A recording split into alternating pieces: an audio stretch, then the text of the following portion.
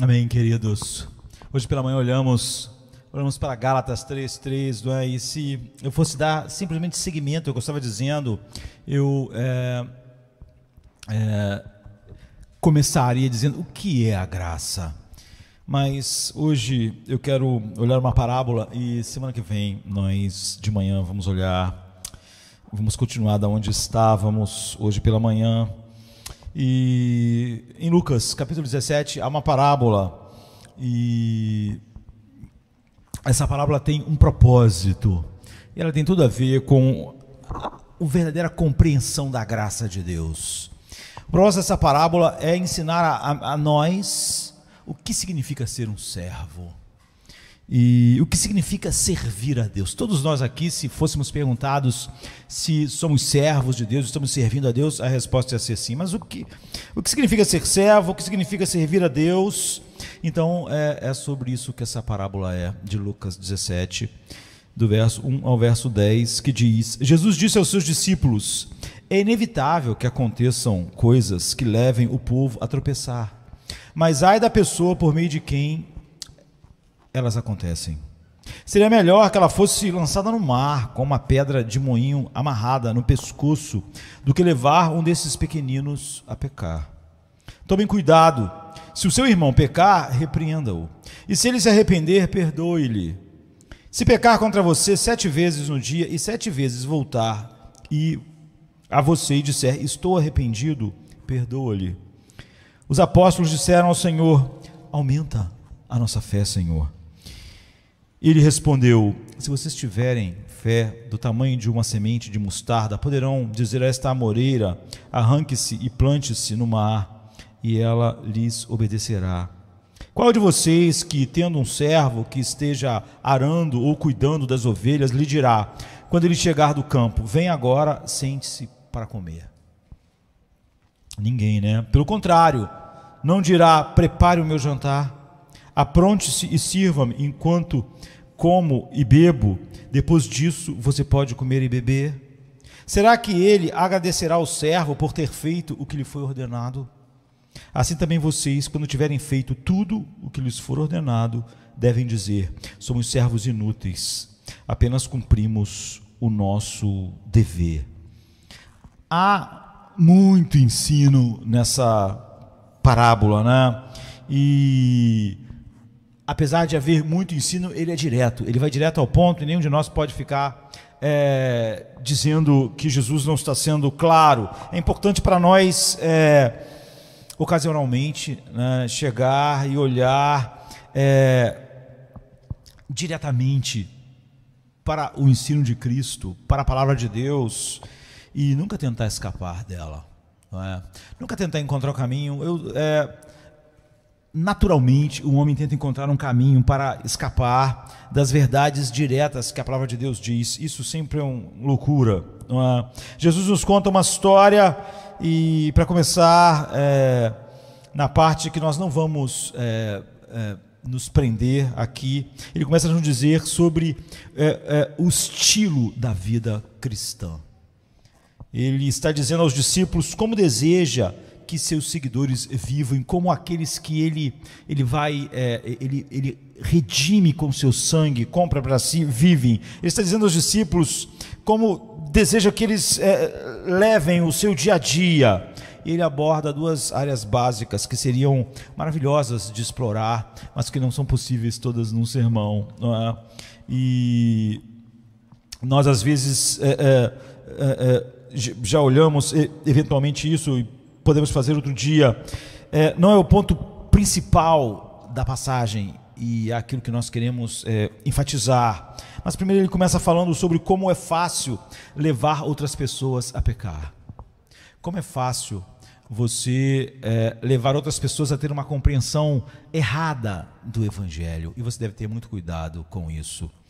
A nossa cultura nos coloca em mais perigo ainda do que todas as culturas estão, e a que Jesus estava vivendo estava. Existem muitas maneiras pelas quais os cristãos podem levar outras pessoas a pecar pela sua inconsistência.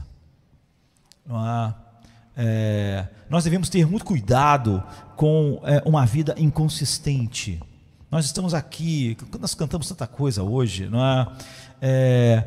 Cristo te amo, só para ti eu vou viver. São declarações não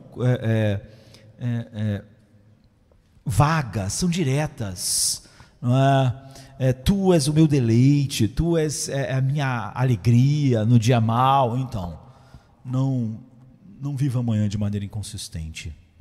As pessoas estão vendo essas grandes declarações. Existem muitas maneiras pelas quais os cristãos podem levar outras pessoas a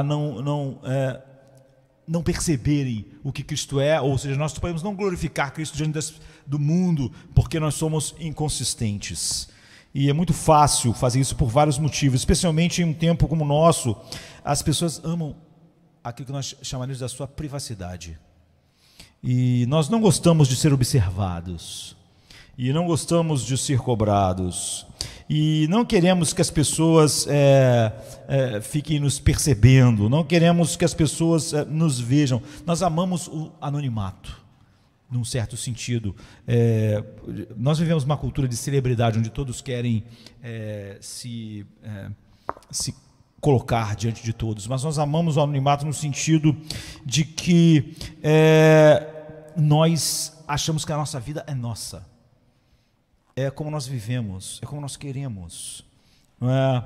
E o cristianismo muda isso de acordo com Cristo. Jesus diz que quando você se torna cristão, importa como as pessoas te veem. Você não pode dizer simplesmente que não importa como as pessoas estão vendo você agir, porque isso é a sua vida. Jesus diz, não se você é meu, não se você realmente está no reino. O que você faz importa. O que você faz diz respeito a Deus, a glória de Cristo. Então, normalmente, como eu disse, a gente não pode ir muito longe, porque esse não é o tema principal, mas isso não significa que você deva ficar preocupado o tempo todo com a tua reputação no mundo. Nesse sentido, você não devia se preocupar, mas você devia ficar extremamente preocupado se as pessoas têm uma impressão falsa do Evangelho por causa das suas atitudes, no trabalho, na escola, aqui, na igreja. O que ele está tentando dizer é que você é visto como alguém que fez essas grandes declarações e diz que o ama e quer você queira, quer não, você o representa no mundo. As pessoas vão notar você, e se você é um cristão professo, você vai ter que ter cuidado se você é rude, se às vezes você se dá a fofoca, e se você faz promessas e não cumpre. Você não se despe de ser cristão quando interessa. Tudo que você faz como um filho de Deus.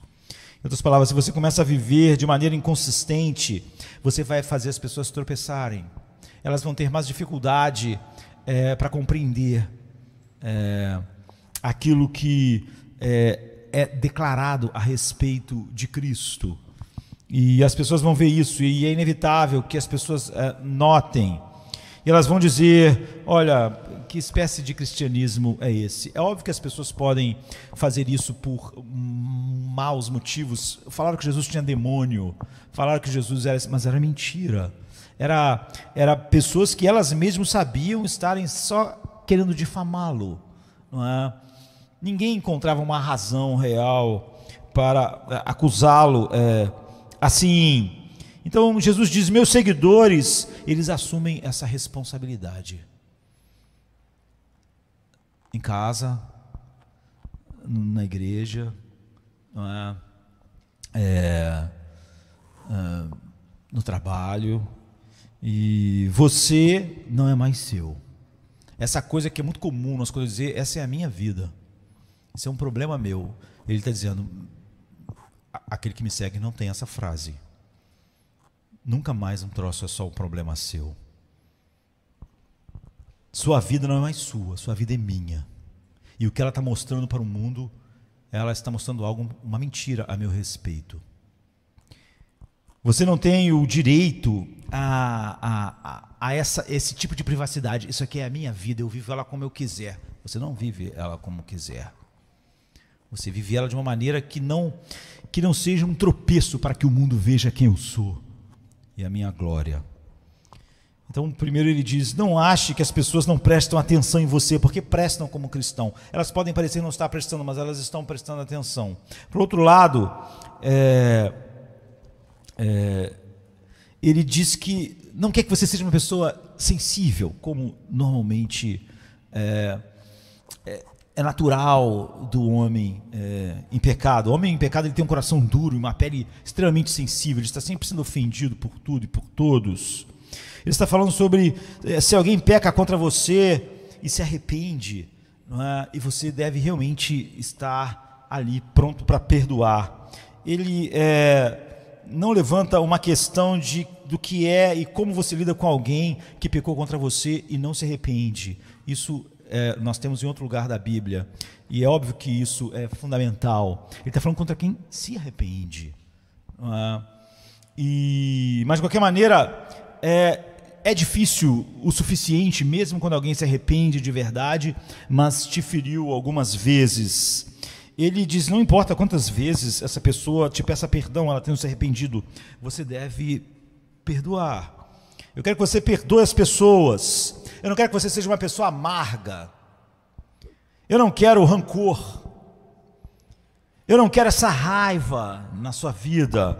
Eu quero que seja colocado todas essas coisas longe de você. Você vê, não é a sua vida. Existem muitas passagens na Bíblia sobre isso. E nós não vamos entrar sobre todo o assunto de perdão, quando há arrependimento, quando não há, enfim. O que significa perdoar, o que significa alguém realmente arrependido.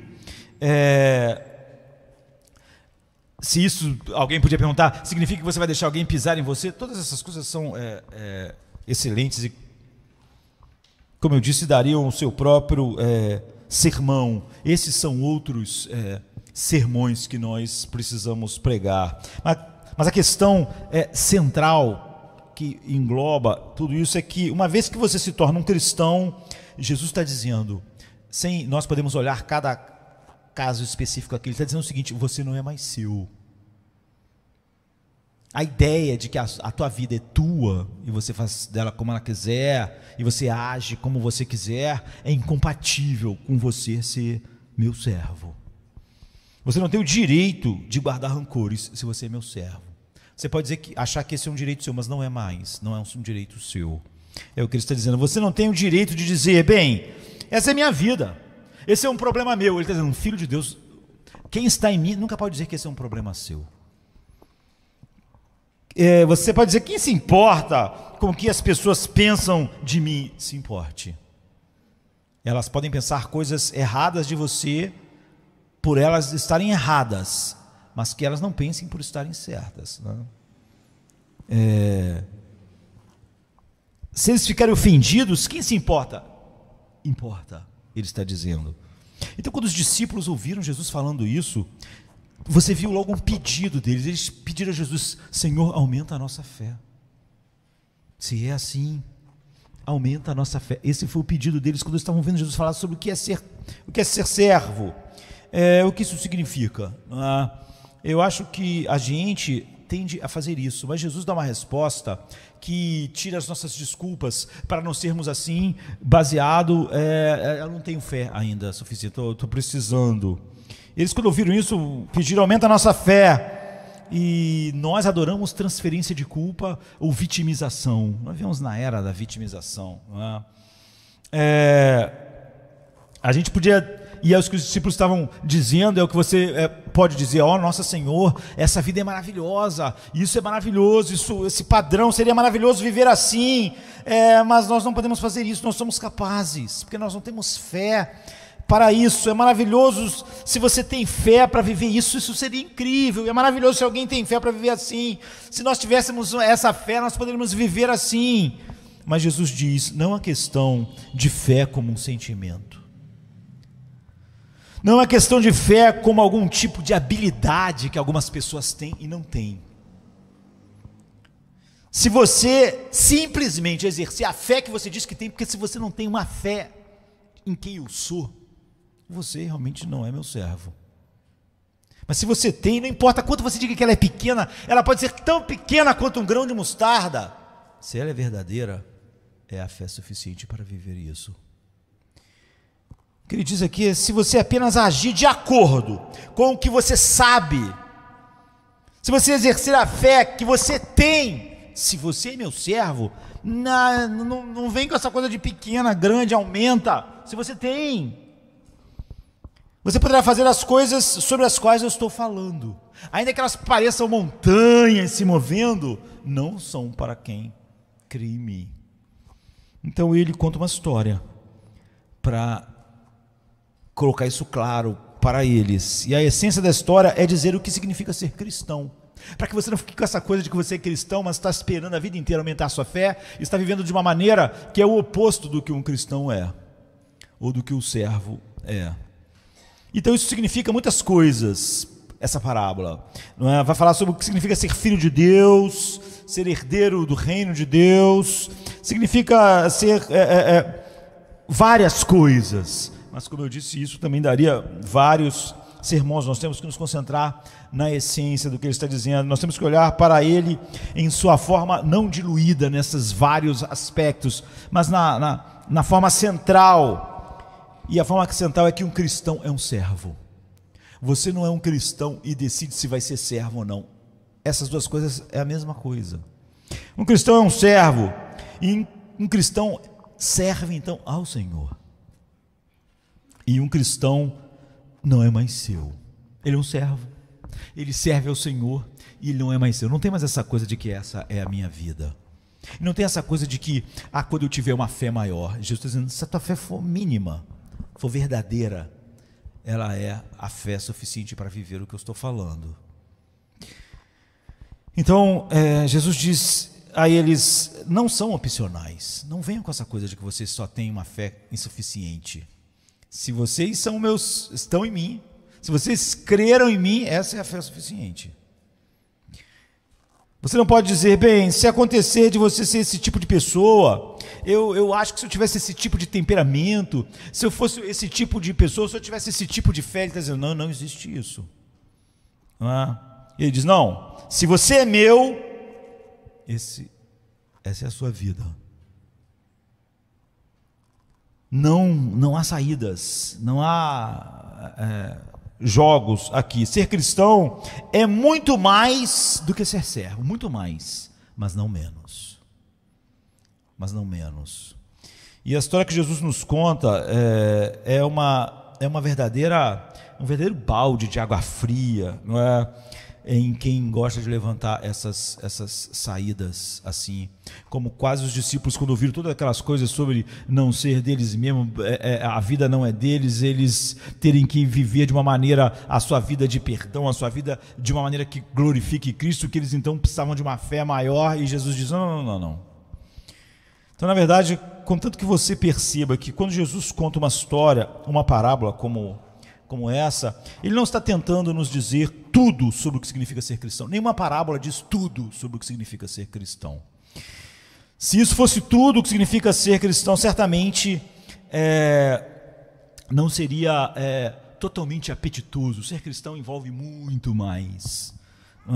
Mas ele quer nos mostrar algo que é definitivamente e irredutivelmente verdadeiro se você é cristão. Ser cristão é muito mais do que isso, mas nunca é menos. Não é? Então, para ser cristão, você é um servo do Senhor.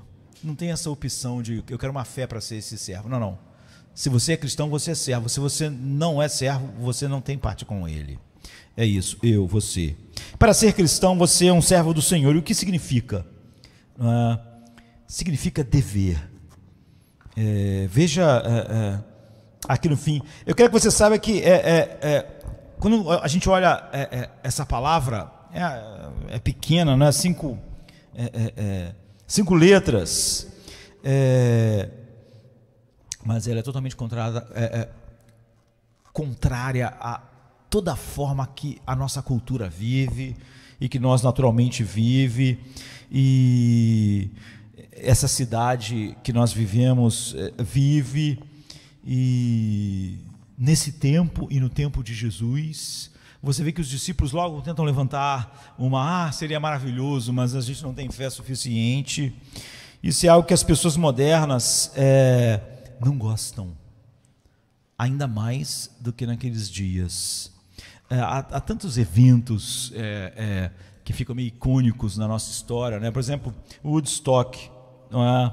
O que o Woodstock, por que ficou marcado na história? Aquele festival de rock importante, no ano de 69, no ano que eu nasci, né? O que ele estava tentando negar? Então, do dia 15 ao 18 de agosto de 1969, eu devia ter uns 6 meses de idade, né? 3 dias, eles falam que era de paz e música. Quantos grandes artistas lá, Joe Cocker, Janis Joplin, The Who, Jimi Hendrix. Joe Cocker, eu acho ele com uma das vozes mais incríveis, não é, que eu já tive o prazer de ouvir. Eu ainda ouço, não é, apesar de ter morrido em 2014. Nós, na nossa cultura, nós podemos ficar, na nossa época, podemos ficar com essas coisas. E todo mundo diz que aquele festival foi icônico. O que ele queria dizer? O que o Woodstock quis dizer? O que estava começando, né? A ideia era revogar toda a ideia de dever. Nós não devemos nada a ninguém. Nós devemos só a nós mesmos, fazer o que nós quisermos. E o Woodstock estava tentando revogar toda a ideia de dever. O Woodstock estava comemorando que o dever não existe. Que você tem uma fidelidade para com você mesmo. Que você deve ir em direção àquilo que te faz feliz. Que você é livre para, você pode viver uma vida comum, pode buscar bestialidade. Você pode fazer o que você quiser. Dever significa que existem algumas obrigações, independentes dos nossos sentimentos. Porque um dever, você vê, não depende do que eu estou sentindo na hora, aquilo é um dever. Isso aquele festival estava dizendo que é exatamente isso, que nós não estamos livres, não é? Obrigações independentes dos nossos sentimentos, independente do que nós queríamos fazer naquele momento. Eu podia estar com um desejo, uma vontade de fazer alguma coisa, mas eu tenho um dever. E existem algumas obrigações que temos que cumprir, independente de como nos sentimos, independentemente das consequências para nós, se elas vão ser as melhores, ou se as que nós sonhamos, ou não. Um dever, ele deve ser feito. Então essa palavra, apesar de ser só 5 letras, ela é um muro, uma muralha contra o homem natural, contra a nossa cultura. Jesus disse que um servo é alguém que cumpre o seu dever. O que isso nos diz sobre o que significa ser um servo? Significa ser um cristão. Então, o servo é alguém que estabeleceu algo intelectual e emocionalmente bem fundo em seu coração. Eles decidiram, eles foram levados a ver que Deus não lhes deve absolutamente nada. De certa forma, é o que nós vimos hoje em Gálatas 3:3. Essa é a primeira coisa. Ninguém é um cristão se acha que Deus lhe deve qualquer coisa. Em primeiro lugar, os servos, eles sabem que Deus não lhes deve absolutamente nada. Essa palavra servo, em algumas das suas traduções, é escravo. As nossas traduções usam sempre servo para não ficar, para ser menos pesada para nossos ouvidos sensíveis. A palavra grega usada aqui é uma palavra para escravo. Não é apenas um funcionário. É a história de um fazendeiro, a parábola, que tem uma pequena fazenda, e nessa fazenda ele tem um lavrador, um trabalhador. E aquele lavrador é um servo, Jesus diz na parábola. E eu vou falar com você sobre o que significa ser isso. Esse agricultor sai para trabalhar o dia todo. Aquele servo sai para trabalhar o dia inteiro na agricultura, na lavoura. Mas quando ele chega, o fazendeiro diz, Jesus está contando a parábola. Ó, me deixe pegar para você um pouco de café, e põe aqui seus pés para cima, fique sentado um pouco para descansar um pouco, enquanto eu vou te dar uma coisa para comer. Jesus diz, é assim que a ação aconteceria? Ele diz, não. O fazendeiro diz, você tem mais um trabalho a fazer agora, depois do trabalho. Prepare a minha refeição. E quando tudo estiver feito, o servo não espera nada do seu mestre. Em vez disso, o servo diz, eu sou um servo inútil, porque eu só fiz o que era o meu dever. Eu só fiz o que era o meu trabalho. Eu só fiz o que eu devia fazer. Você não pode gostar, você pode não gostar, mas essa é a parábola que Jesus está contando para dizer o que é um cristão. Ele está dizendo, eu sou um servo indigno. Eu apenas cumpri o meu dever. Eu não preciso de tapinha nas costas. Não importa para mim se alguém pergunta por que eu estou cumprindo o meu dever. Em outras palavras, não serve alguém que diz ao seu mestre, você não me deve nada. Não me deve nada. Você sabe por que isso acontece? Ele não é apenas um funcionário. É óbvio que um funcionário, o patrão deve a ele. Há um acordo entre trabalho, quantidade de horas de trabalho e produção e aquilo que vai se receber em dinheiro. Uma das dificuldades que nós, como homens da nossa época, às vezes temos quando lemos a Bíblia, é porque nós vemos a palavra servo ou escravo e nós lemos através apenas de uma lente da escravidão. Existem mais de uma lente. É óbvio que naqueles dias existiu, durante toda a história, existiu escravidão por várias razões. Escravidão por você ser de um povo conquistado, escravidão pela raça que você era. Por exemplo, Israel foi escravo no Egito por 400 anos. E eles se tornaram escravos só por quê? Porque eram judeus. E os egípcios acharam por bem fazer isso. Os babilônios iam conquistando, iam pegando servos e servas e levando, enfim. Mas essa não é o único tipo de escravidão que existia. A escravidão sobre a qual conhecemos, quando a gente pensa em escravidão hoje, é tão somente baseada em raça, mas o mestre, ele possuía aqui, na maior parte das vezes, o escravo, nesse tipo de escravidão igual lá do Egito, ele possuía o escravo completamente.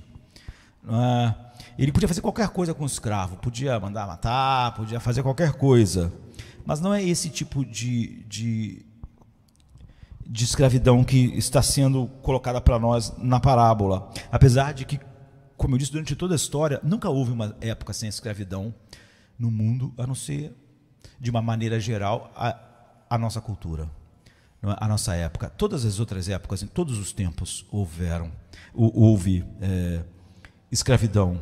Mas aqui na Bíblia, nesse caso, e em muitos casos, a escravidão ou servidão realmente tem a ver com o que se costumava chamar de servidão contratada. O servo era alguém que se endividou, contraiu dívidas altas, dívidas que não podia pagar. Você vê, escravidão também, mas é um outro tipo aqui. Então, na falência, né, hoje por acaso nós estamos falando sobre isso, você fazia um acordo de pagar essa dívida. E hoje, na nossa cultura, o seu nome fica sujo, você vai perder os bens para pagar o que pode, e depois também o seu nome fica sujo, enfim, mas você não é obrigado a trabalhar para o outro de graça ou ir preso. Mas era assim que era naqueles dias. Naquela época, se você se endividasse e desenvolvesse dívidas com alguém, muito maiores do que você pudesse pagar, você era obrigado a prestar serviço ao seu credor, a pessoa que você contraiu as dívidas, até que a dívida fosse paga. Não importa se você tivesse que trabalhar 20 anos, 30 anos, para pagar a dívida.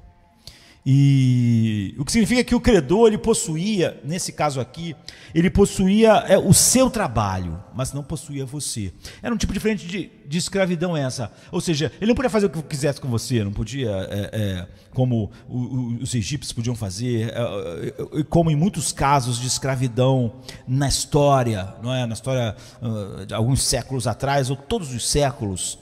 Esse tipo de escravidão que era muito comum, era uma escravidão que aquela pessoa possuía a sua força de trabalho, porque você não tinha como pagar. Um credor não poderia simplesmente fazer o que quisesse com você, não é? Ele era dono do seu trabalho, mas ele não poderia ir além disso, não é? Então, há muitas vantagens aqui do que simplesmente na ideia geral de escravidão. Não estou dizendo que seja bom de qualquer forma, não é?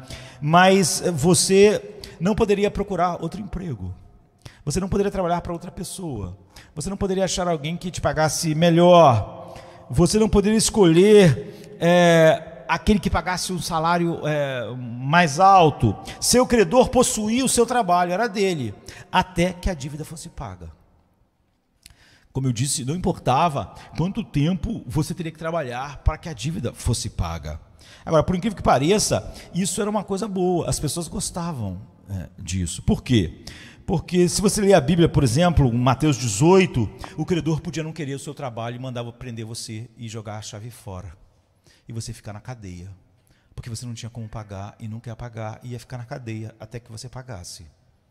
Portanto, essa servidão, a pessoa gostava, ela não ficava lá na cadeia, ela ia trabalhar 15 anos, aquela pessoa era dona do trabalho dela, porque ela estava endividada, mas ela não ia ficar presa, ela não ia ficar na cadeia. E o credor, ele tinha o direito de não aceitar que você trabalhasse para ele, mas mandar, não, eu quero que ele fique na cadeia mesmo, eu quero que ele fique lá. E você ia ficar lá, porque você não ia ter como pagar, e você ia ficar lá, iam botar você na cadeia e jogar a chave fora. O credor não precisava fazer de você o seu servo. Ele não precisava fazer você trabalhar para ele. Ele podia botar na cadeia até que você pagasse aquela dívida impagável. Ele poderia simplesmente fazer isso. É o que acontece com Mateus 18. Você vê que alguém é perdoado, não perdoa o outro, então o Senhor manda botar ele na cadeia, jogar ele na cadeia, porque ele não perdoou. Um pouco, quando ele tinha sido muito perdoado por aquele Senhor. Ele saiu de lá perdoado, não foi colocado na cadeia, mas foi lá e jogou o outro na cadeia. Então o servo entra, e a razão pela qual o servo está em servidão é porque o servo é um devedor, ele deve. Aqui não estamos falando da servidão ou da escravidão pela conquista de povos contra povos que sempre existiu. Aqui é outro tipo. Então o servo, ele deve. E o servo não tem ilusões de que o credor deva algo a ele, porque ele realmente deve àquela pessoa. E então, quando ele paga com o seu trabalho, pelo tempo que for, ele não tem nenhuma expectativa de agradecimento pelo seu trabalho, porque ele deve aquele trabalho ao outro. Então Jesus não está tentando falar contra a cortesia comum que deve haver entre nós, não não dizer obrigado, não é? Mas ele está dizendo sobre a situação em que um servo deve ao seu senhor e o senhor não deve nada ao servo. E ele está dizendo, essa é a condição entre você e Deus. Você deve tudo a ele, ele não te deve nada.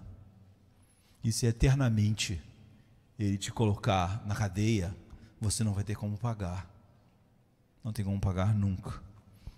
Isso parece um pouco estranho. Eu vou dizer que o que é um cristão, e você não é um cristão até que você tenha entendido isso, até que você tenha intelectualmente e emocionalmente e em seu coração essa verdade centralizada. Você tem que entender que Deus não lhe deve nunca nada. É o que nós estávamos vendo hoje de manhã, olhando para uma doutrina específica, né? Isso soa meio austero. Bem, aqui está o que é. A Bíblia diz que Deus criou você para...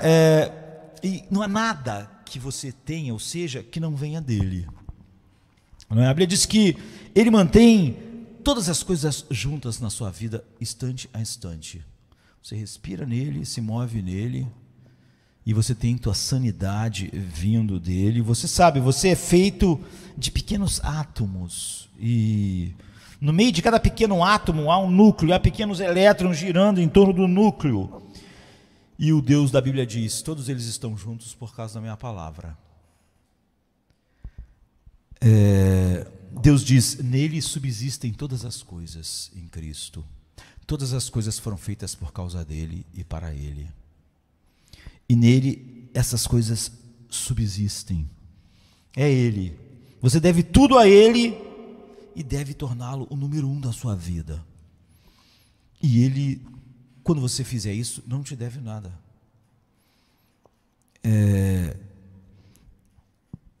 Exceto nos jogar eternamente na prisão, porque nós somos devedores que não tem como pagar jamais a nossa dívida.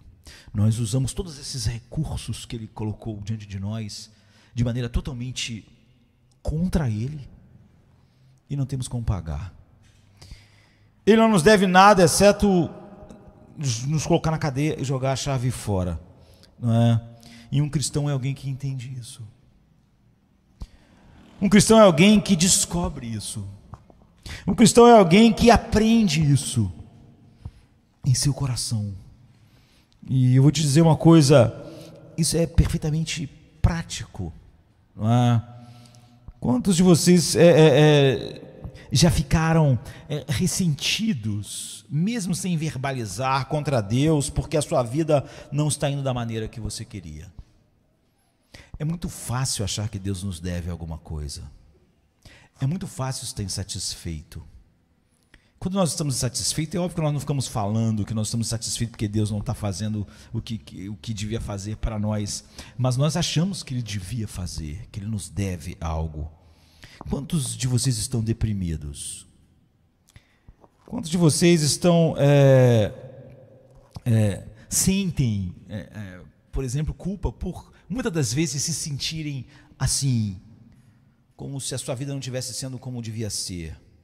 Você não tem coragem de dizer, mas quem é que está dirigindo todas as coisas? Então, quantos de vocês realmente caíram emocionalmente por causa da maneira como acham que Deus devia fazer a vida de vocês funcionar, ou tratar vocês, ou dar alguma coisa a vocês, e a vida de vocês não está indo da maneira que devia estar indo? Então, existe uma suposição, não é? Você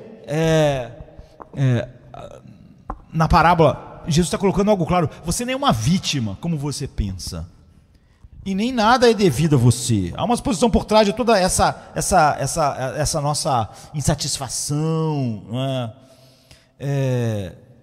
Se você tirar essa suposição, toda raiva, amargura, insatisfação desaparece.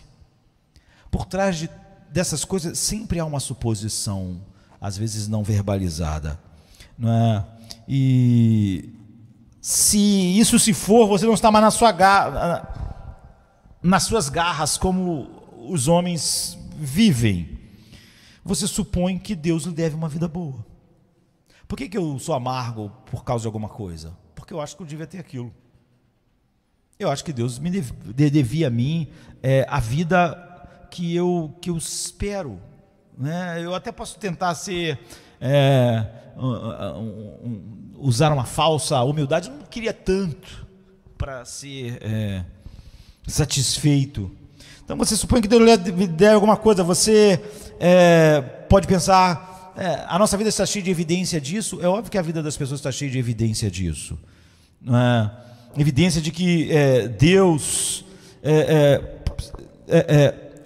deve alguma coisa. Agora, se eu perguntasse a pessoa da onde ela está tirando a evidência de que Deus lhe deve alguma coisa, aí ela já teria dificuldades. Se você puxar para fora e colocar uma atitude de servo, você não ficaria zangado quando está. Um servo é alguém que entende que Deus não lhe deve nada. Isso tirou todas os alicerces da amargura e da insatisfação. E um servo é alguém que entende que deve obedecer em tudo. Em outras palavras, o servo obedece sem qualificação, ele obedece incondicionalmente. É por isso que Jesus contou a parábola. Ele diz, então você também, quando tiver feito tudo o que lhe for dito para fazer, deve dizer, somos servos indignos, nós apenas cumprimos o nosso dever. O que é interessante é que imediatamente após essa parábola, vem uma história, não é? Para nós. Vem assim, no versículo 10 diz isso, e no 11 diz assim, a caminho de Jerusalém, Jesus passou pela divisa entre Samaria e Galiléia, e ao entrar num povoado, 10 leprosos dirigiram-se a ele, e ficaram a certa distância, e gritaram em alta voz, Jesus, mestre, tem piedade de nós. Ao vê-los, ele disse, vão mostrar-se aos sacerdotes. E enquanto eles iam, foram purificados. Um deles, quando viu que estava curado, voltou, louvando a Deus em alta voz. Prostrou-se aos seus pés e lhe agradeceu. E este era um samaritano. Verso 11 até o 16. Sobre o que é essa história? Porque Jesus contou a parábola e em seguida, no verso seguinte, essa história é colocada para nós. Porque essa história é uma ilustração daquilo que Jesus acabou de ensinar, da parábola que ele acabou de falar para eles. Esses leprosos pediram a Jesus que ele os curasse. E o que Jesus deu a eles? Como Jesus agiu? Isso era a perfeita declaração numa imagem daquilo que Jesus tinha ensinado. Os leprosos naquela sociedade, por terem uma doença intratável e contagiosa, eles não só sofriam fisicamente, mas eles eram párias sociais. Eles não podiam mais ver suas famílias se eles tivessem pai e mãe, ou se eles fossem casados, esposa e filhos. Eles, ao descobrir estar leproso, você se tornava imediatamente não só todos os males físicos da lepra, mas você tinha todos esses problemas em se tornar um pária social. Ser leproso não era apenas ter uma doença, o que traz sofrimento, você perdia a sua posição social e você tinha uma posição jurídica. Eles eram legalmente declarados párias na sociedade. Eles não podiam ir e vir, não podiam entrar em nenhuma cidade, eles não podiam se aproximar de ninguém. E é por isso que diz que eles ficaram à distância, eles não foram até Jesus, porque eles já sabiam a sua condição, já estavam acostumados à ideia de que não podiam se aproximar de ninguém. Eles ficaram à distância, e aqui diz que eles gritaram, falaram alto, não é? Gritaram, eles estavam acostumados a gritar, não é?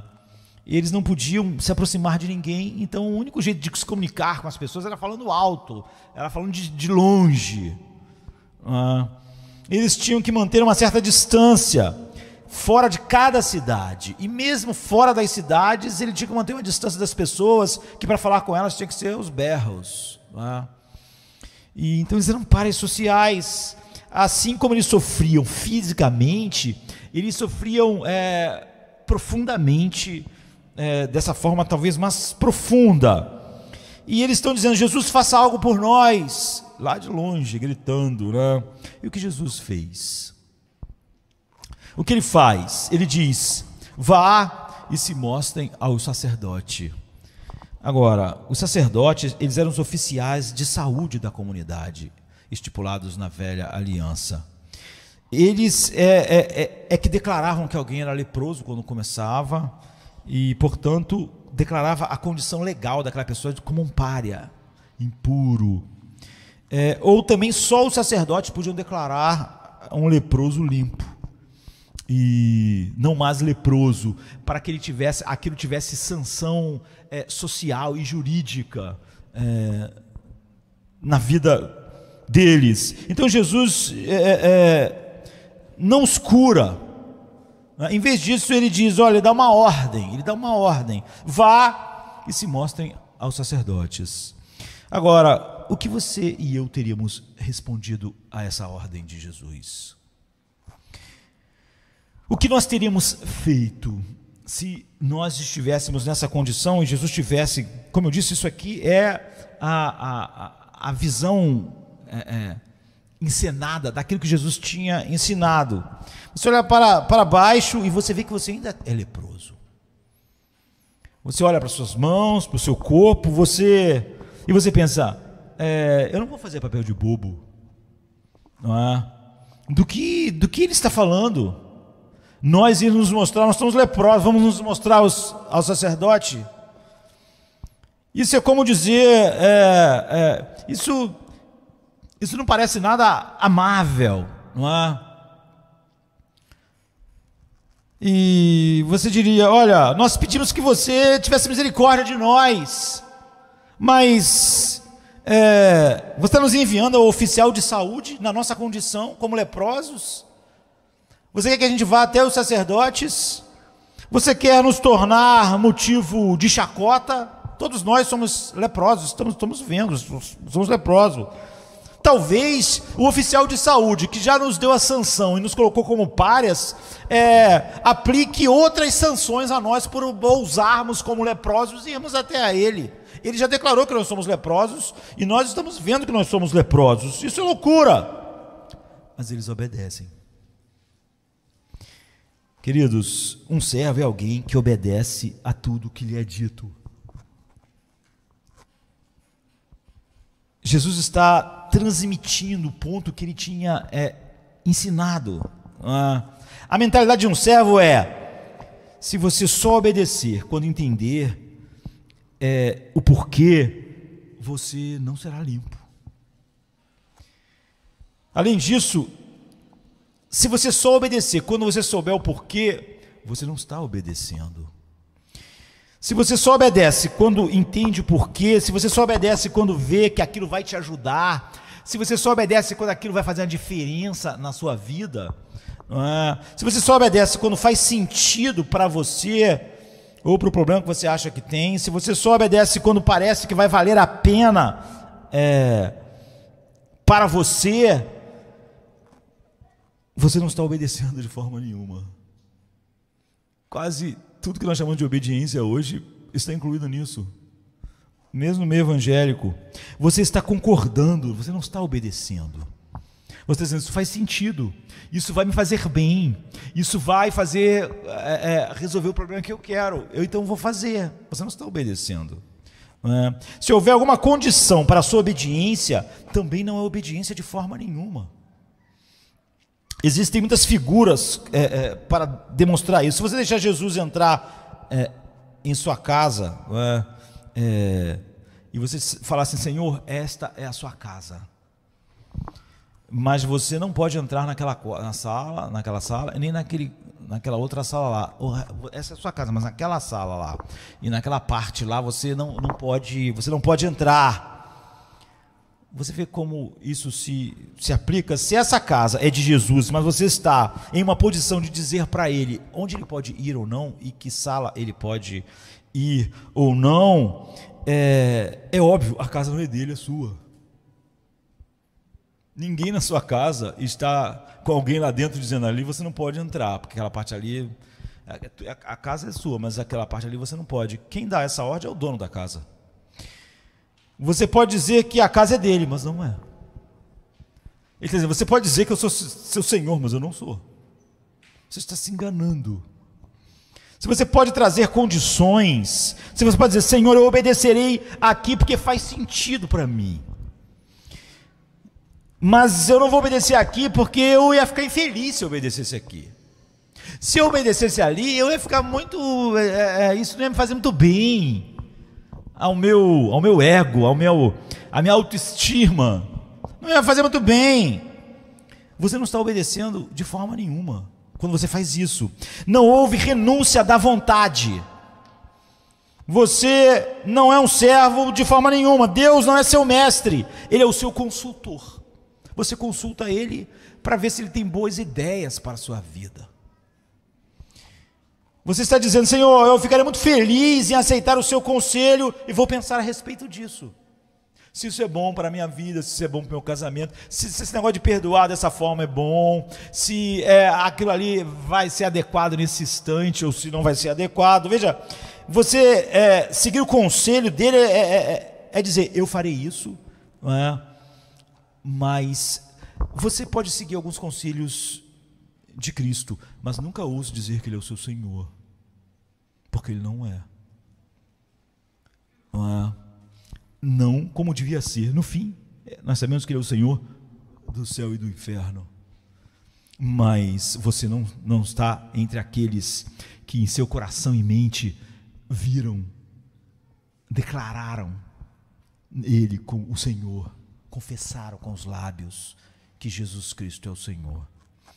E se houver a possibilidade de você não obedecer, então Ele não é o Senhor.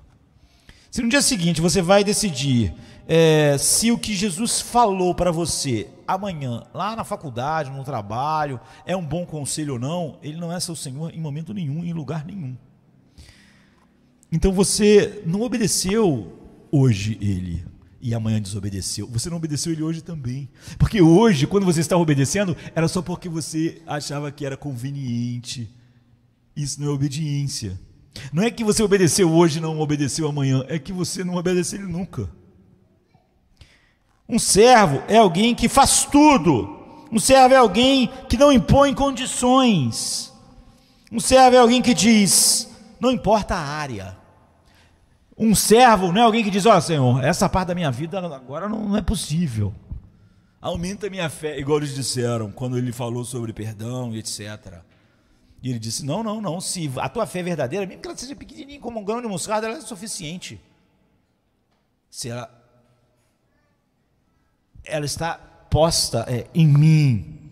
Então o servo é alguém que nunca diz: naquela sala você não pode entrar, a minha vida é tua, mas essa parte da minha vida, a sua vida não é minha. A casa é tua, mas aquele quarto, não, quem fala isso é o dono da casa. É um jogo de palavras. É ridículo dizer que alguém é o dono da casa, mas eu imponho onde ela pode ir, onde ela não pode ir, o que ela pode fazer, o que ela não pode fazer. É óbvio que quem está determinando essas coisas é que está agindo como o senhor do lugar, não é? Então, você não vê. E se os leprosos simplesmente sentassem e dissessem: sinto muito, eu não vou obedecer até eu sentir que eu posso. Eu não vou obedecer até que eu fique limpo. Eu não vou sair daqui e ir lá em direção aos sacerdotes, eu estou vendo que eu estou leproso. Isso não faz nenhum sentido. É a pior coisa que eu possa fazer. Eu não consigo ver o sentido da sua ordem. Eu não consigo ver qual o propósito de eu ir. Provavelmente minha situação vai piorar se eu aparecer diante do sacerdote leproso. Ele já me viu uma vez, declarou que eu era leproso e me declarou um pária da sociedade. Agora eu vou voltar para ele leproso? Eu não posso fazer isso até eu vou sentar aqui, até sentir uma força me dominar. Não. Eles foram fazer. Você obedece. Eles não falaram: até que você nos limpe, nós não vamos a sacerdote nenhum, porque isso não faz sentido para nós. E a força veio para eles ao fazer. A Bíblia nos diz que todos os tipos de coisas é assim. Você não fica pedindo a Deus que te ajude a perdoar, que te dê força para perdoar e fica sentado esperando vir uma força assim para você perdoar. Ele é o Senhor. Ele estava falando como o Senhor. Ele fala como o Senhor. Você não fica tentando entender qual vai ser as consequências. Não é isso que os leprosos deviam fazer. Eles deviam fazer o que Ele mandou. Não parecia uma boa ideia. A Bíblia nos diz que todos os tipos de coisas assim, o tempo todo. A Bíblia diz que se você deve perdoar as pessoas que erraram contra você, não é um conselho. Ele está falando como o Senhor. Não adianta você falar como os discípulos: aumente a nossa fé, como eles tentaram fazer. Ele falou: não. Eu sou o seu Senhor ou não sou o seu Senhor? Você pode dizer que a sua fé é pequena, mas ela está em mim como o Senhor? Então vocês devem fazer. A Bíblia diz que você deve cumprir aquilo que você declara. Você foi batizado, você disse que morreu com Cristo e ressuscitou para viver para a glória dele. Você declara quando toma da Santa Ceia que Ele levou todas as suas culpas e que a sua vida agora não é mais sua, não mais vivo eu, mas Cristo vive em mim. Estou morto para mim mesmo. A Bíblia diz que você deve cumprir. A Bíblia diz que você tem que, a sua vida, não tem nenhuma diária, a sua vida de todas as áreas deve glorificar a Deus. Você não pode dizer assim, olha, eu sirvo a Deus aqui, mas com dinheiro eu não sirvo a Deus. Você não pode, então, Ele está dizendo, eu não sou seu Senhor, você não está me obedecendo em área nenhuma, fique com toda a sua vida. E compareça um dia diante de Deus assim. A Bíblia diz que você não deve fazer sexo fora do casamento. Ele não está dizendo que quando você tiver uma força, e quando você receber um poder, aumente a minha fé. Não, você não deve. É o que ele está dizendo.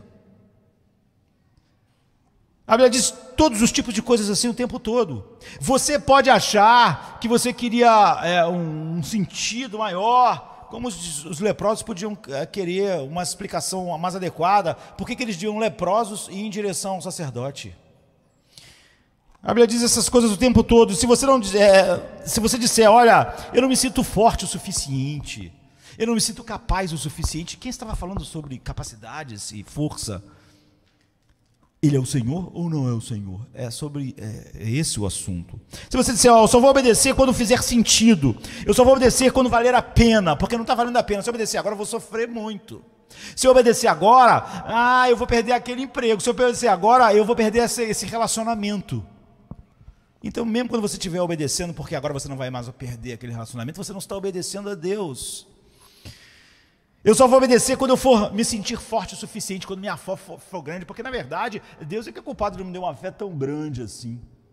Não é? A força veio enquanto eles avançavam. A cura veio a eles quando eles obedeceram. Você não diz, olha, eu vou reunir toda a minha vida, fazer tudo e um dia eu vou conseguir ser servo. Você é servo ou você não é servo? É o que Jesus está dizendo. Porque se você está fazendo isso, aumente a minha fé para me ser um servo, então você não é meu servo. Ou você é meu servo ou não é meu servo. Se você está dizendo que precisa de uma outra fé para ser meu servo, então você não é meu servo. Não existe graus de ser eu ser o Senhor de alguém. Me ajude a um dia reunir tudo para te servir, então você não é meu servo. Então você está apenas concordando com Deus quando por acaso você obedece. E quando você faz isso, você não está obedecendo a Ele, você está obedecendo a sua própria mente, o seu próprio coração. Seu coração e sua mente decidiram que aquilo era conveniente, bom, naquele instante. Então você está dizendo que Ele é o seu consultor e não o seu mestre. Um servo é alguém que já resolveu isso. Um servo não vive todo dia em crise, porque ele não sabe quem é o Senhor da sua vida. Ele já resolveu isso. Você não me deve nada, tu não me deves nada. Eu sei que eu devo tudo a ti. Eu devo tudo a ti e devo cumprir o meu dever. E quando eu cumprir, eu sou um servo indigno, porque eu não fiz mais do que era o meu dever. Como eu disse na parábola, Jesus está dizendo sobre alguém que tem uma dívida, e quando ele faz todas aquelas coisas, ele sabe que a dívida dele, ele não está fazendo algo que está deixando aquela pessoa endividada com ele que continua endividado. Eu quero que você conheça essa ideia particular, que o servo é alguém que sente que Deus não lhe deve nada. Porque igual hoje nós estamos falando sobre a graça, as nossas ideias, nós estamos despindo as palavras dos seus significados, e nós enchemos nossas vidas de palavras vazias, e nós repetimos elas, e nós falamos elas para o mundo, elas não significam mais nada. Um servo é alguém que sente que Deus não lhe deve nada, e por outro lado, um servo é alguém que diz, eu estou aqui para cumprir o meu dever, não entender tudo, não ser feliz, mas fazer o que é o meu dever. E isso é mais difícil de ouvir hoje ainda do que era quando Jesus estava dizendo, por causa da nossa cultura. Há tantas pessoas que querem o cristianismo por causa do amor, da alegria, mas quando se trata de coisas de como nós estamos falando nessa noite, elas congelam. Elas acham que realmente você pode servir a Cristo e a vida ser sua. A pergunta mais verdadeira da nossa época, que caracteriza a nossa época, é por que nós não somos tão por que nós somos a geração mais infeliz de todas as gerações. Nós só falamos em depressão, as pessoas têm depressão por tudo, as pessoas estão todas infelizes, todo mundo é infeliz. Todo dia eu abro meu Twitter e vejo lá em Portland os antifas quebrando tudo, com celulares caros, estudando nas melhores universidades do mundo. Pessoas que vivem num conforto que nenhuma geração jamais viveu, elas são todas oprimidas. Todo mundo é oprimido hoje em dia. Ninguém viveu como a nossa cultura, todo mundo é oprimido. Todo mundo se sente oprimido por todo mundo é infeliz. Todo mundo pega a história de 300 anos atrás só para encobrir a verdade que ele é infeliz. Ele não é infeliz porque o antepassado dele, aconteceu alguma coisa com o antepassado dele.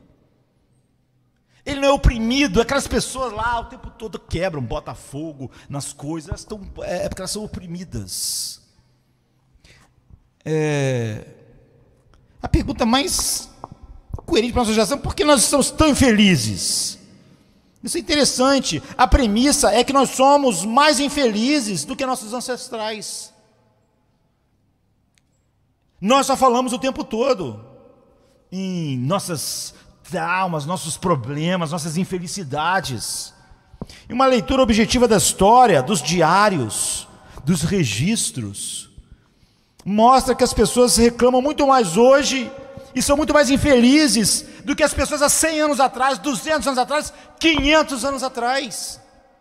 Leia não só os diários de homens como os puritanos, mas das pessoas que viviam naquela época.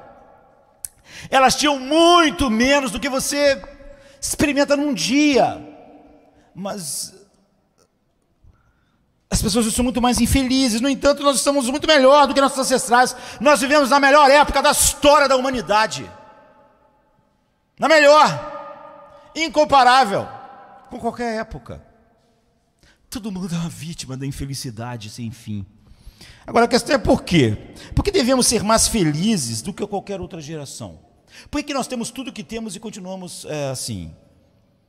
Do que qualquer outra sociedade? Somos menos infelizes do que qualquer outra pessoa, um grupo de pessoas que viveu em outra época da história. Qual é a resposta? É simples, né? Nós somos a primeira sociedade secular. O homem, ele nasceu com o humanismo. Eu já disse que o primeiro humanista era uma cobra e não um homem, uma serpente, não é? Mas nós vivemos numa sociedade secular. E você sabe que uma sociedade secular uma coisa que o cristianismo tem em comum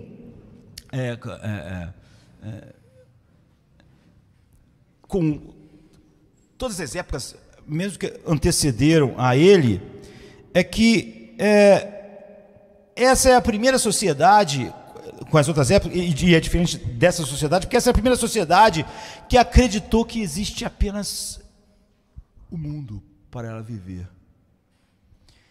Todas as outras sociedades sempre foram baseadas numa filosofia que acreditava que esse mundo não é tudo que existe para você viver. E você está esperando algo. Você vai ver o apóstolo Paulo, por exemplo, toda hora falando sobre a nossa leve e momentânea tribulação. É óbvio que o que está por vir para ele é real, e ele não está espantado pelo mundo ser como é. Portanto, o nosso trabalho nesse mundo não é ser simplesmente esse mundo se encaixar em nós, é vivermos nesse mundo como fomos chamados para viver. Nosso trabalho nesse mundo é viver a vida à luz dos valores de outro mundo, porque esta vida está passando e aquela vida continua para sempre. Se você não acha isso muito bom para você, o cristianismo não é para você. Você percebe que cada sociedade que já existiu, não importa, mesmo as que estavam na escuridão, ainda tinham alguma ideia a respeito disso. Mas nós somos a primeira sociedade que é definitivamente secular. Se nós vamos ser felizes, é melhor que seja agora. Se a vida vai dar certo e as coisas vão encaixar e tudo vai funcionar, é melhor que seja agora. Você só tem essa vida para viver, então você tem que agarrar tudo que você puder. Se você achar que você tem que ter 1000 relacionamentos para conseguir isso, você tem que conseguir.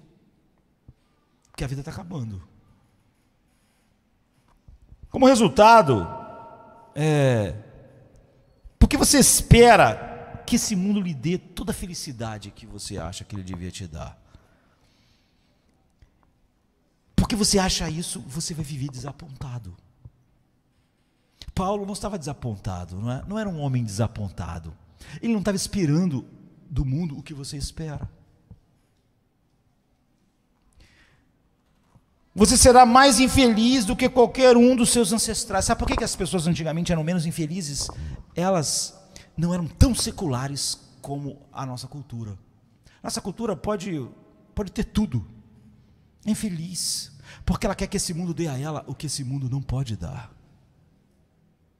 Ela vai dizer que é oprimida. É inacreditável você ver as pessoas viajando, as pessoas de férias, as pessoas às vezes com empregos, bons empregos, outros com empregos estáveis, mas elas estão felizes. Por séculos, milhares de anos, nunca ninguém teve isso. Elas acham que elas são oprimidas. Pense sobre isso. Olha para tudo que está à sua volta aqui no mundo. Você pode olhar para uma montanha, ou para o mar, ou para as coisas. A montanha, ela pode ser boa e ruim, mas não adianta você amaldiçoar a montanha, não é? Existem muitas maneiras de você olhar para a montanha.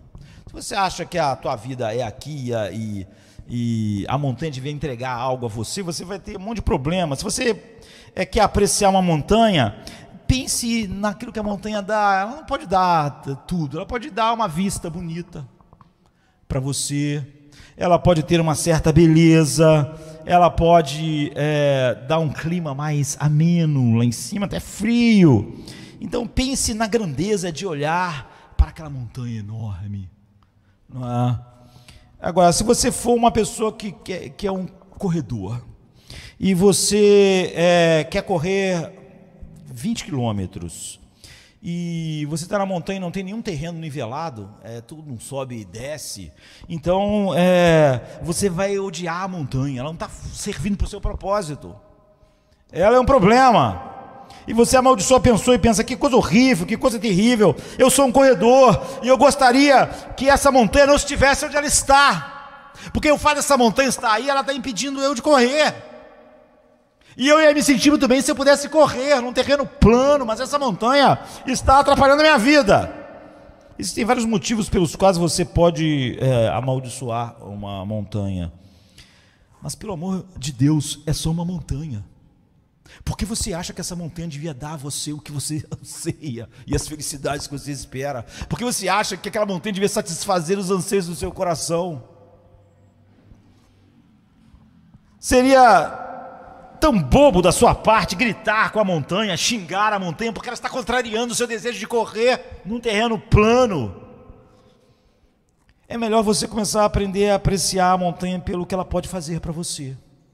Ela é uma montanha. Ela pode dar uma boa subida, uma boa vista. É o que ela pode te dar. Uma das coisas que ela não pode fazer é te dar uma boa pista de corrida. Ela não pode.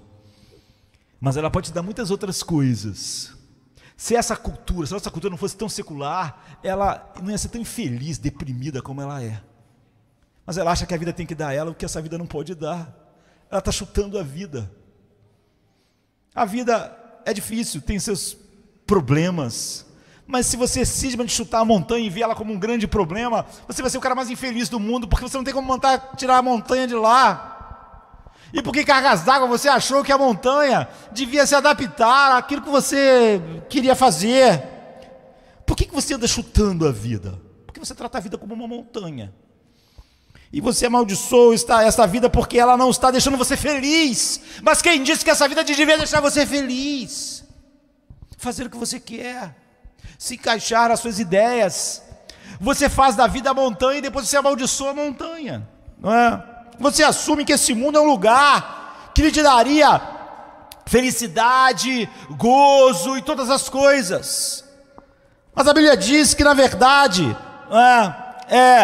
essa vida não pode te dar isso.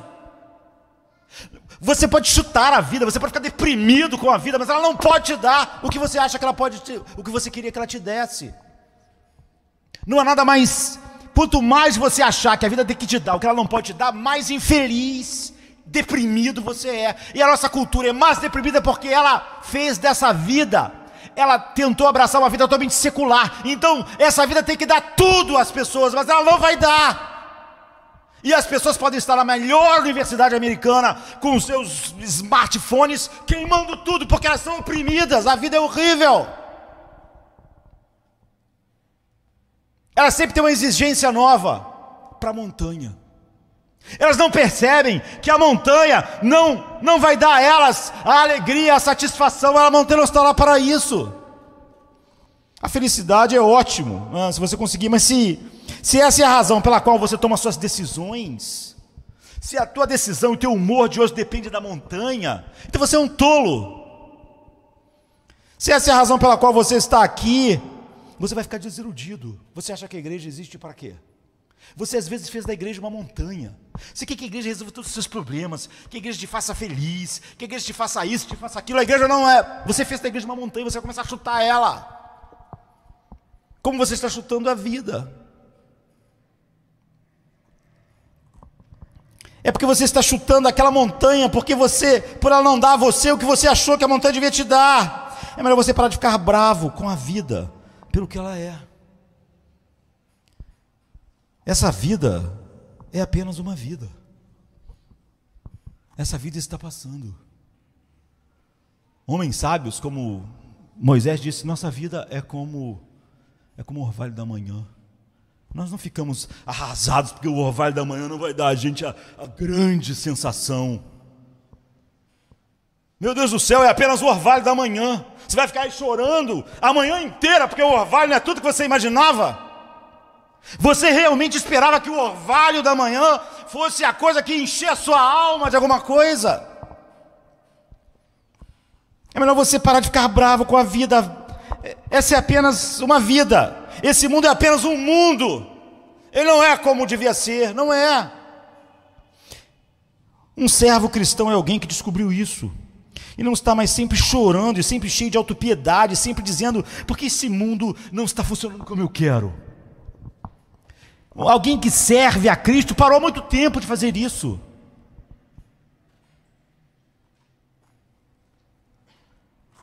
Alguém que serve a Cristo está falando igual Paulo. Eu não sei se eu vou morrer, eu vou viver, mas isso é só uma vida. Eu não estava esperando que essa vida me desse as coisas. Quer vivamos, quer morramos, somos do Senhor. Você vê que ele está tratando a vida como a vida. Ele estava esperando que essa vida desse a ele aquilo que a maioria dos cristãos estão esperando que a vida dê a eles. Eles são tão deprimidos quanto o mundo, é óbvio. Isso dá ao servo cristão o que ele realmente deseja. Um servo cristão sempre quer apenas um lugar onde ele possa servir o seu mestre. Para o servo cristão, o que é a vida? O que é o casamento? O que é o trabalho? É um lugar onde eu posso servir a Cristo. Paulo diz, eu não tenho minha vida como valiosa, contanto que eu possa servir, glorificar o nome de Cristo. Você vê como ele está vendo a vida? O servo cristão, ele vê a vida, ele vê todas as coisas, ele vê o ministério. Tem gente feliz no ministério. Por que a pessoa é infeliz no ministério? Se uma pessoa está no ministério é porque ele devia ter um coração cheio de alegria em Deus. Então não importa o que acontece com o ministério. Não importa se ninguém ouve Jeremias, o que importa? Aquilo é só uma maneira dele glorificar a Deus. Não importa se Isaías fala para Deus, eis-me aqui, envia-me a mim. Deus diz, eu vou te enviar, mas ninguém nunca vai te ouvir. Não importa. O ministério não é para me dar alegria, felicidade, gozo. É só uma maneira de eu servir a Deus.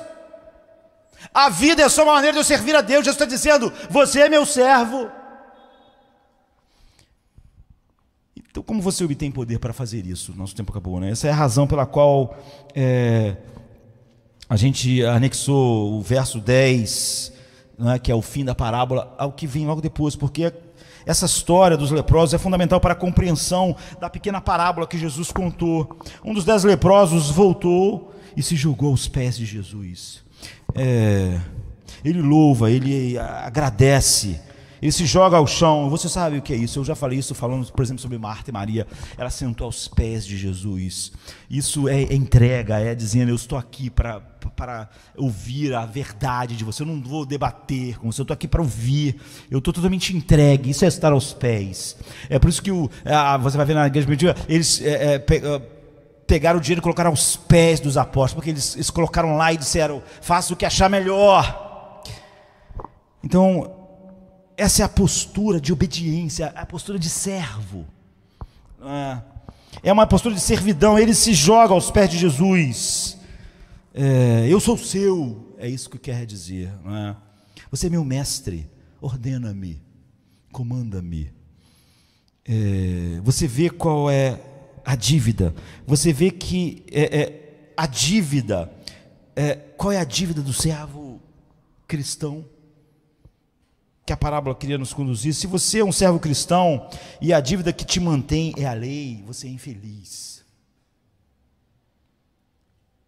A dívida que te mantém, se é a lei, você vai ser sempre infeliz. E se a dívida são as suas expectativas, você está servindo a Deus porque você acha que Ele vai fazer algumas coisas, você vai ser infeliz também. Essa não é a dívida do servo cristão, do homem regenerado. Se você disser: eu vou servir a Deus porque a dívida que eu sinto é que eu tenho que viver uma vida boa o suficiente para que eu evite ir para o inferno, então você vai ser infeliz. Eu vou realmente tentar viver uma vida boa para Deus, para que Ele abençoe e responda as minhas orações, então você vai ser infeliz. Porque você acha que tem uma dívida, mas a dívida está errada, você vê? Você pode dizer: Deus não me deve nada, eu sei que a vida não é um lugar necessariamente para se encaixar a mim, e eu vou obedecer. Mas qual é a dinâmica com a qual você faz isso? Qual é a dívida que te mantém ali como servo? Porque você pode dizer isso e ainda ser infeliz, porque você só está dizendo a coisa certa. Se for a dívida da lei, se for a dívida da obrigação, se for a dívida que diz: eu quero fazer as coisas para que de alguma forma possa merecer o favor de Deus, ou que Deus abençoe meu casamento, ou que Deus abençoe minha família, ou que Deus abençoe papai, mamãe e a mim, você vai ser uma pessoa desiludida também. Imagina se Paulo servisse a Deus para que ele não fosse assassinado nunca. Ele foi assassinado.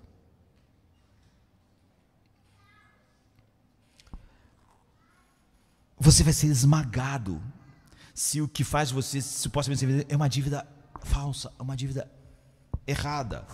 Se o dever é um dever pelo dever, um dever cego, um dever inquestionável, em que você não consegue enxergar nada, não porque você tenha que entender, mas não consegue enxergar nada maior, então vai ser a sua ruína. Não é disso que a gente está falando. Você não vê que a dívida do leproso que o torna servo é uma dívida de amor, porque ele foi purificado. A lepra foi frequentemente usada por Jesus para ilustrar o que é a salvação, porque quando você purifica um leproso, você apenas não limpa a poluição, mas também ele ficava legalmente limpo. Ele podia ir ao sacerdote e o sacerdote declarar ele legalmente limpo. Você mudou sua posição legal, bem como mudou sua dor e sofrimento físico. Era o que acontecia. O que significa se tornar um servo cristão verdadeiro é ver que Jesus Cristo pagou a dívida. Então você não está servindo com a esperança de que talvez Deus o ame ou o aceite. Ele voltou louvando a Deus em alta voz e se jogou aos pés de Jesus. Há quase uma violência em seu serviço, na sua servidão. Há uma ansiedade que vem da alegria inata do seu coração. para olhar e ver como Ele te purificou. E é para voltar correndo para Ele, louvando a Deus em alta voz, se jogando aos seus pés como servo. E é essa coisa que nos prende para sempre. Algo que me traz a Ti. O meu coração é infinitamente grato, portanto eu sou infinitamente cativo do Teu amor.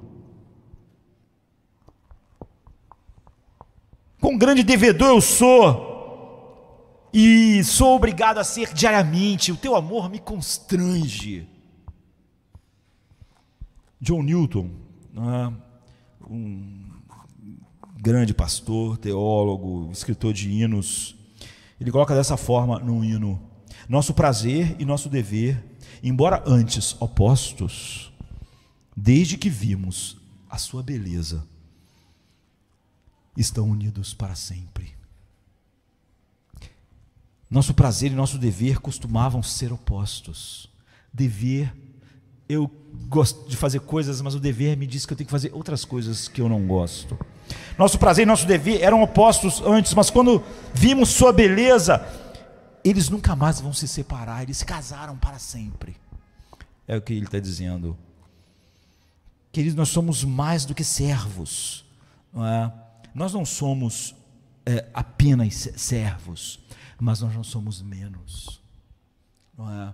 Deus tem muito a dizer para nós, como nós somos muitas coisas em Cristo, mas nós não somos menos que servos, e quem não é servo dele não é nenhuma das outras coisas maravilhosas, juntas com essa servidão que nos faz, não é?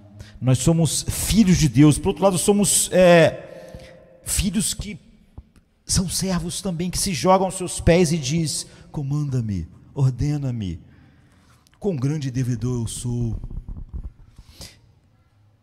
O apóstolo Paulo é o homem que pregou a graça sem deixar nunca nada da justiça que vem da lei, da justiça própria, se intrometer. Mas, no entanto, você vê, por que ele obedecia tanto então? Porque ele sofreu tanto, porque ele morreu por causa de Cristo, porque ele se jogou aos seus pés e disse: comanda-me. Jesus disse para ele: eu te mostrarei o quanto você deve sofrer por causa do meu nome. Ele não disse: eu não entendo isso, a vida não é para isso.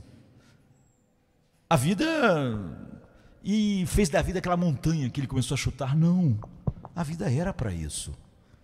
Isso é o que eu quero que você faça agora, Deus diz para nós. E se nós entendemos isso, você sabe que ficou limpo como aquele leproso. Você olha para Jesus quebrado, um pária cósmico, como os leprosos, um naufrágio final, ruína final. Depois era alguém que tinha uma doença que estava fazendo o seu corpo desmoronar, mas ele desmoronava de todas as formas diante da sociedade. E Jesus se tornou um leproso para que você pudesse ser curado. Jesus foi feito um pedaço para que você pudesse ser inteiro. E ele, quando você toma da Santa Ceia, você está dizendo para ele: você foi partido para que eu não fosse,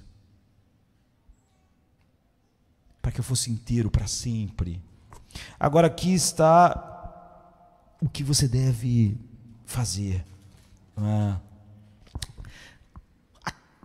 Os servos de Deus, de Cristo, eles são servos que caem aos seus pés, adorando, dizendo: eu estou aos teus pés, faça o que quiseres. É isso que mantinha Paulo, era essa a dívida que o mantinha lá, é essa coisa que o constrangia. Jogue-se aos seus pés e diga: faça-me o seu servo mais do que nunca, todo o tempo, em todas as coisas. Essa vida só serve para isso, e todas as coisas também. Nunca mais você vai chutar a montanha, nunca mais você vai fazer da vida uma montanha, porque você sabe, você não está tentando fazer do orvalho da manhã a glória da sua alma. Você já encontrou isso. E a vida é só para mostrar isso, revelar isso. Então você pode ter a vida como a vida é. Como você pode usar a montanha como a montanha é. Sem feliz, porque a montanha não está se encaixando e não sendo o que você queria. Porque ela não foi feita para isso, nem a vida. Mas você só descobre isso se for servo de Cristo. E Jesus não usa palavras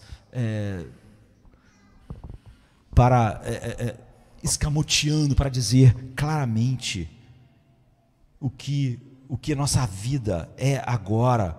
Mas qual é a dívida diferente da dívida que fazia dessas pessoas esse servo, que mesmo assim devia no final dizer: eu não fiz nada mais do que a minha obrigação, eu sou um servo indigno, eu devo muito a essa pessoa que eu sirvo, e quando eu faço tudo isso, a dívida continua enorme, imensa. Nós estamos falando sobre proporções infinitas, não é, da nossa dívida, mas essa dívida agora é uma dívida não à lei, é uma dívida ao amor que nos constrange. Essa dívida, nós sabemos que a característica do verdadeiro servo de Deus é que ele ama estar sob ela. E ele sabe que a vida serve para um propósito, para que ele possa servir a Cristo. Ele nunca mais chuta a vida. Ele não é infeliz em todas as situações. Ele pensa: como Deus deve ser, como Jesus deve ser glorificado, quer pela minha vida, quer pela minha morte. É tudo que ele quer saber. Como Deus quer glorificado com essa montanha que está na minha frente, ou com esse deserto. Não existe nós pedirmos a Deus força para sermos seus servos, porque quando você pede isso, é óbvio, você não é servo dele. Crer em que ter sido levado a vê-lo pelo que ele é, me fez seu servo. E ainda que você pudesse diminuir essa fé verdadeira a um grão mínimo, é o suficiente. Os leprosos não tinham que entender, eles tinham que ir até o sacerdote, porque Jesus tinha mandado. Vamos ficar de pé, vamos orar. Venha se cansado estás, e eu descanso darei. Tu descansarás.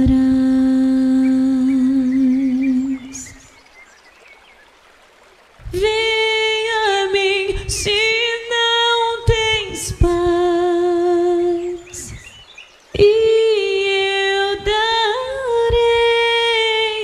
paz sem fim. Terás paz sem fim.